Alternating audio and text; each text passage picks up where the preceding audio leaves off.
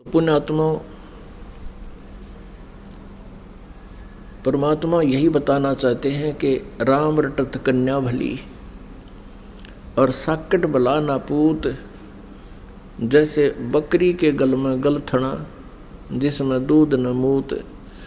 अब देख कितनी प्यारी व्याख्या दी है कबीर भगवान ने कि जो लड़की बेटी, अब हमारे समाज में एक विशेष कमजोरी रही है और अब भी बहुत है कि हम बेटे और बेटी में बहुत अंतर मानते रहे।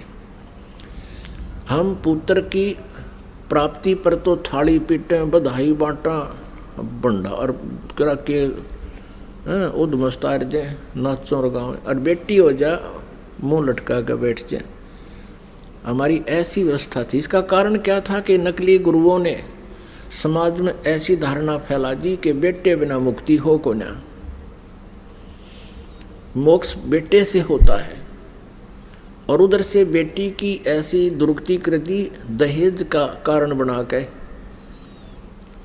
तो हम बेटियों में और बेटों में गणांतर मानने लगे। ये भी हमारी महाकमजोरी और भूल है, क्योंकि हम सारी उल्टी रीति अपना रहे हैं जो हमें दुख दे सकते हैं, सुख नहीं दे सकती। अब जैसे बेटी का विवाह कर दिया और बेटी ने नाम ले रखा है, वो अपने जीवन रूपी सफर में बेटी चलेगी तो परमात्मा उसके ऊपर आने वाली आपत्तियों को खत्म कर देगा, बेटी को दुखी नहीं होने देगा।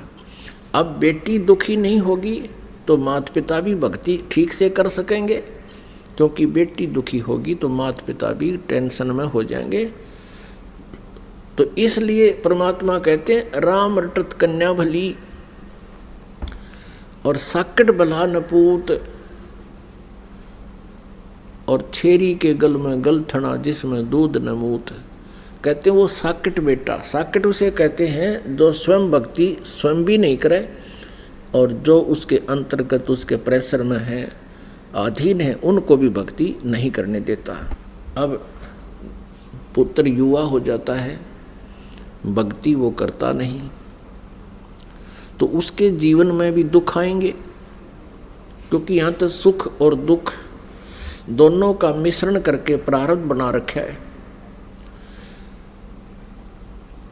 अब वो पुत्र जो भक्ति नहीं कर रहा है, वो तो माता पिता भक्ति कर रहे हैं तो उनमें बाधक बनेंगे, क्योंकि कभी उस पर कुछ आपत्ति आ रही है, कहीं पर कुछ कबाड़ा कर रहा है वो। तो यहाँ परमात्मा कहते हैं वो भक्तिहीन बेटा, इस प्रकार माता पिता के वजन है उसके ऊपर, जैसे बकरी के गल में एक थन जैसी खाल लटका करती है, ना वो दूध होता उसमें, ना वो किसी अन्य काम आती, अर्थात फजूल का व्यर्थ का बोझ गल में लटका हुआ है।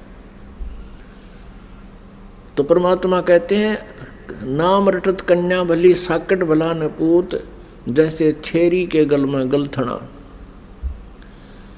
जिसमें दूध न मूत। वो एक अन्य का काम नहीं आता और खाम खा का वजन गल में लटक रहा है, ऐसा वो पुत्र है जो भक्ति नहीं करता उन माता पिता के लिए जो भक्ति कर रहे हैं। अब परमात्मा क्या याद दिलाते हैं, दुख में सुमरण सब करें सुख में करे ना कोई, जय सुख में सुमरण करें तो दुख काहे को होए। सुख में सुमरण किया नहीं दुख में करते याद, कह कबीरता दास की अब कौन सुने फरियाद। आए हैं सो जाएंगे राजा रंक फकीर, एक सिंहासन चढ़ चले एक बंधे जात जंजीर। परमात्मा कबीर देव जी बताते हैं कि मृत्यु तो तुम सबकी होगी, लेकिन मृत्यु में बहुत अंतर होगा। जो भक्ति नहीं करते वो प्राणी, उनकी बहुत दुर्गति होती है और यम के दूत उनको पकड़ कर ले जाते हैं, जंजीरों से बांध कर ले जाते हैं, जैसे पुलिस वाले अपराधियों को बीड़ी हथकड़ी लगा कर ले जाते हैं।